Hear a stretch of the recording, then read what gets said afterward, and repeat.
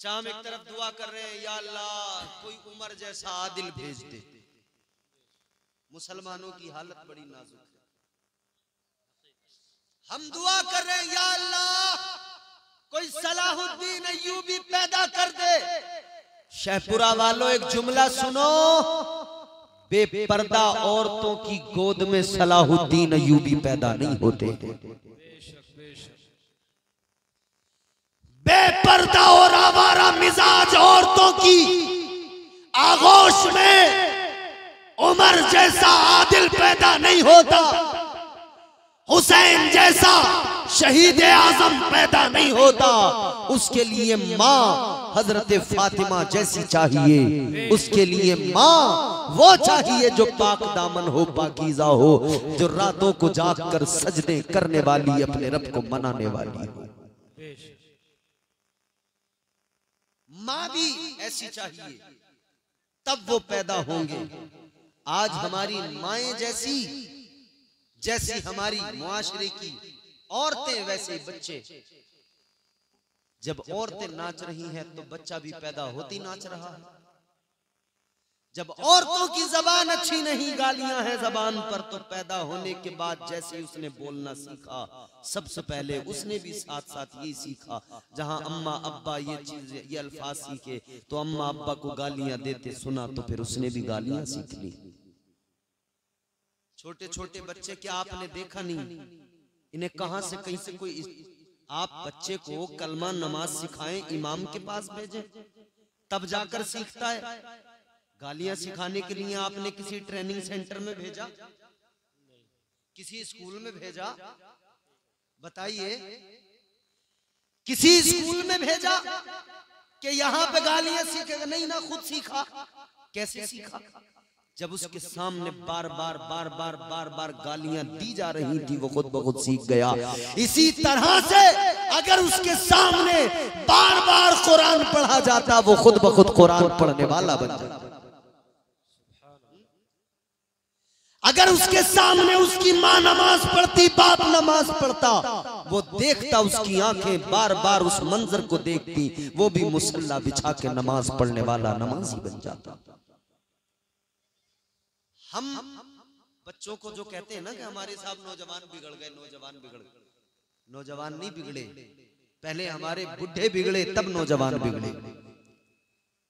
बुरा ना माने मेरी बात, पहले हमारे बुजुर्ग बिगड़े तब नौजवान बिगड़े, क्योंकि इन बुजुर्गों ने जब इनके सामने गालियां दी, ये कभी बच्चे थे, ये बचपन से जब बड़ों की गालियां सुनते आए तो इनकी जबानों पर भी गालियां आ गई। जब बड़ों से इन्होंने बचपन से देखा कि हमारे जो बड़े थे आज बुजुर्ग हुए हैं, कल जब हमने इन्हें देखा था ये डांस करते थे, तो फिर नौजवान भी वही सीखा है डांस करना। कल जो करते देखा था आज का नौजवान वही कर रहा है।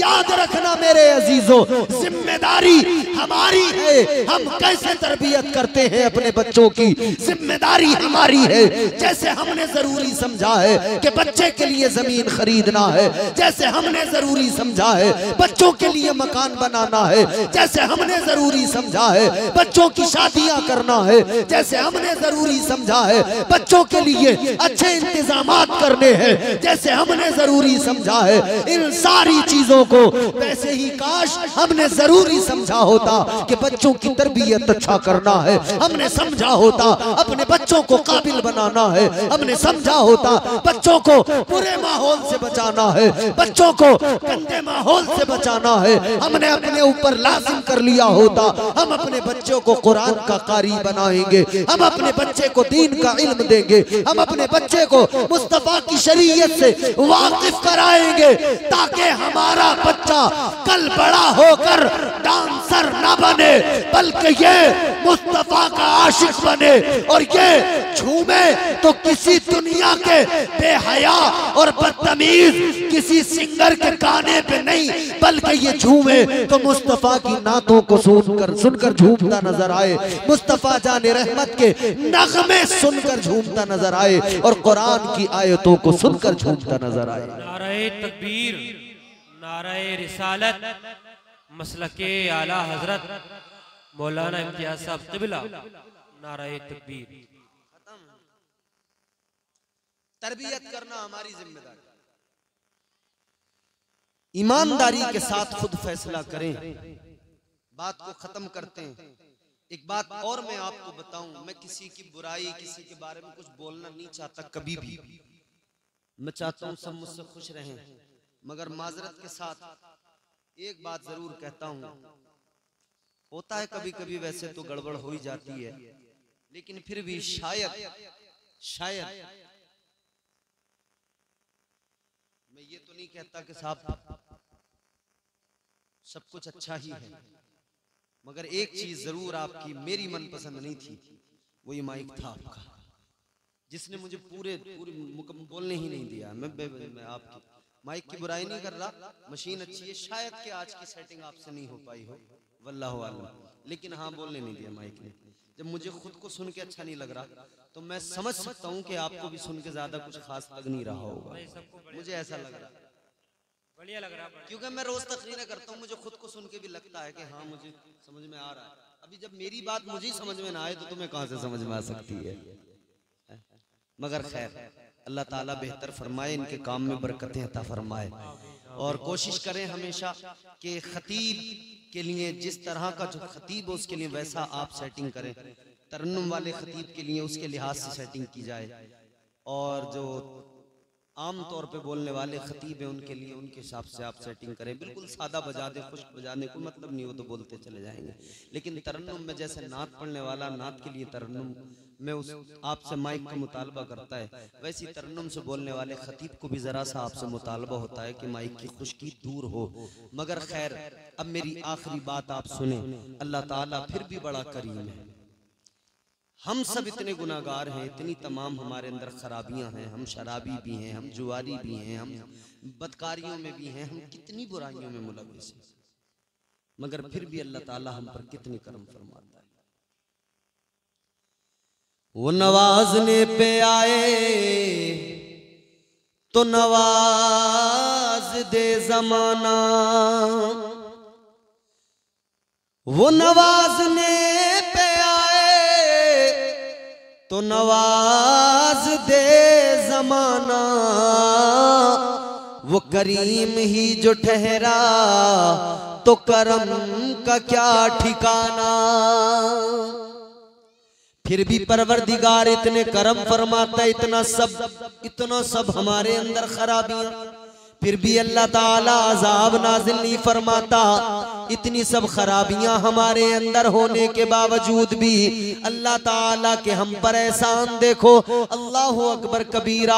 आखिरी बात आपको बताता हूँ, अल्लाह का करम देख लो, अल्लाह की अताएं देख लो, अल्लाह ताला कितना बड़ा करीम है, कितना बड़ा फजल फरमाने वाला है। कल मैदान महशर का मंजर आप निगाहों के सामने रखिए, नफसी नफसी का आलम है, परवरदिगार की रहमतें बंदे को बख्शने के लिए मुंतजिर है, बहाने तलाश कर रही है।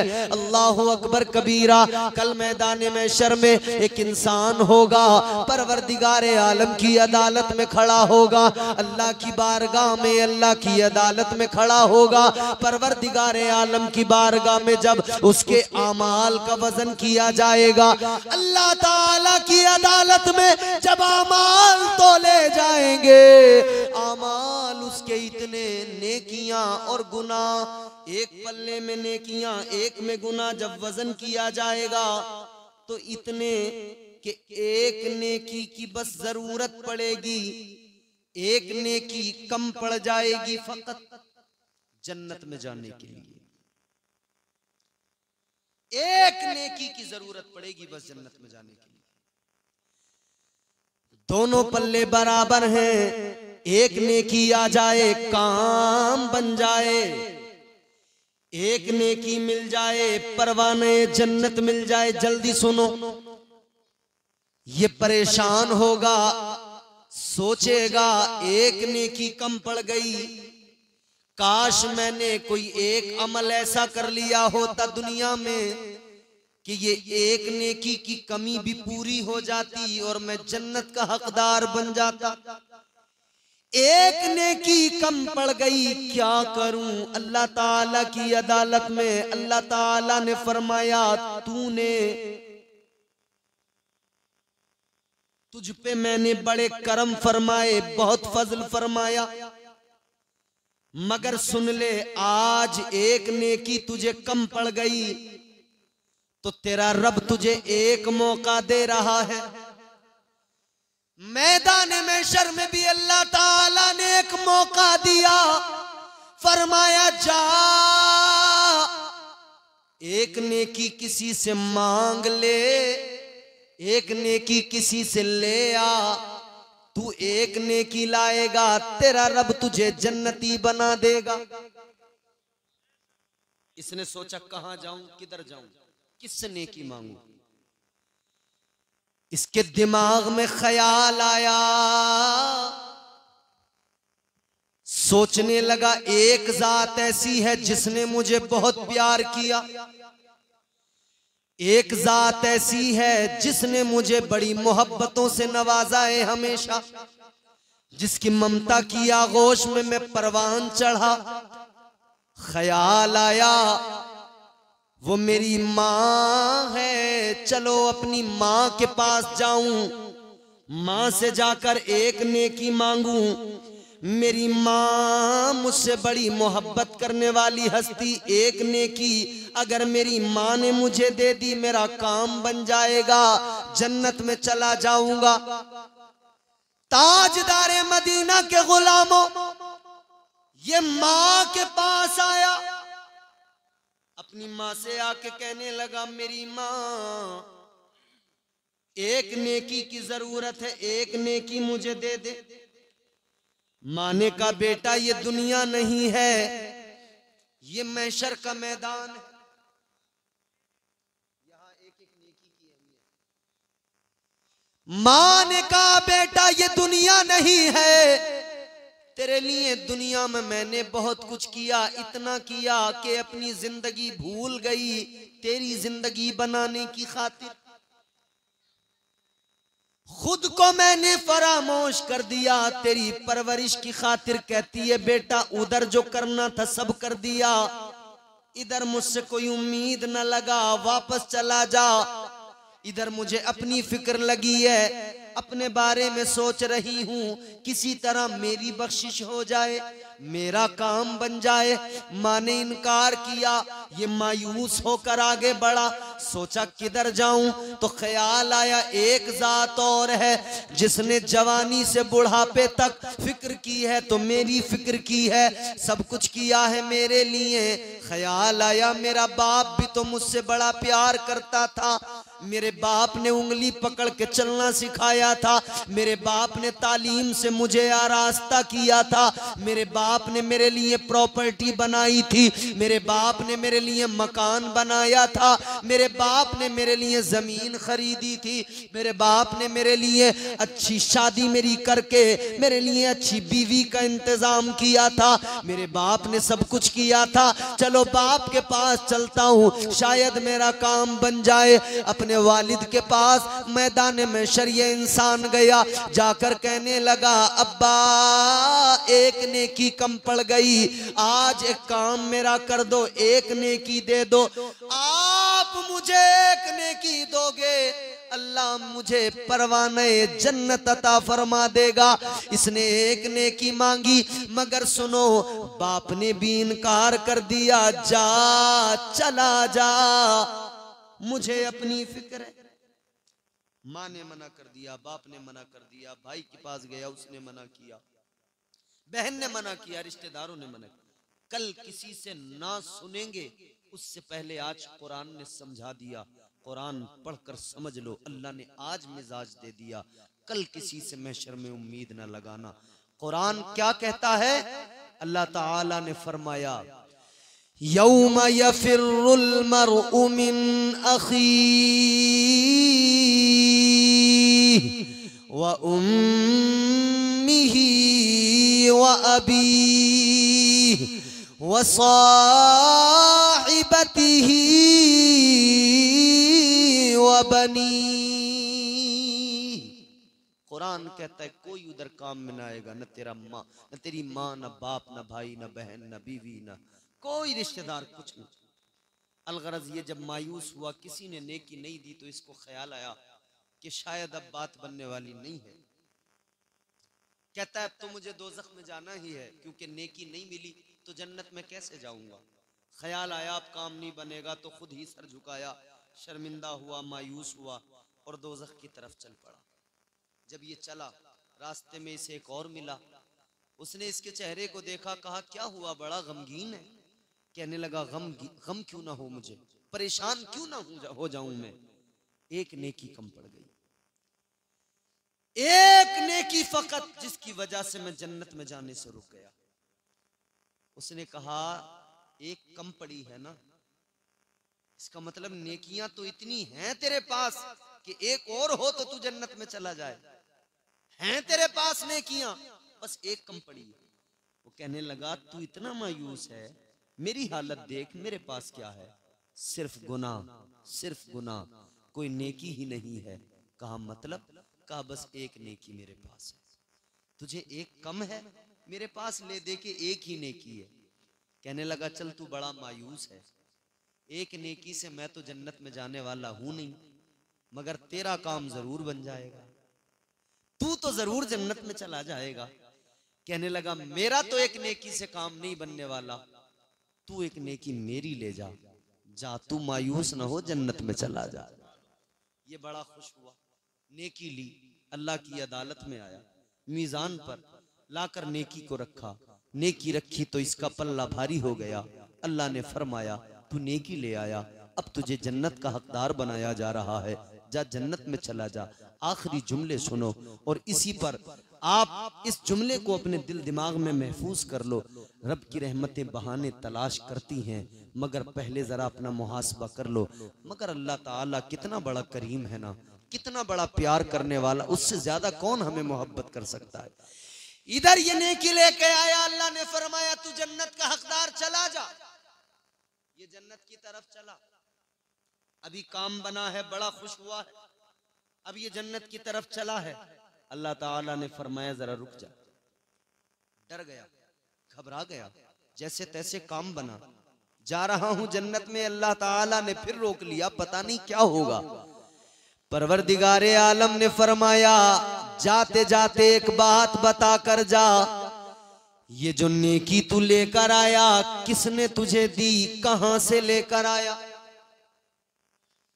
मैदान में शर्म नफ्सी नफ्सी का आलम है, मगर तुझे ऐसे माहौल में किसी ने नेकी दी है, कौन है वो, किसने दी, कहां से लाया।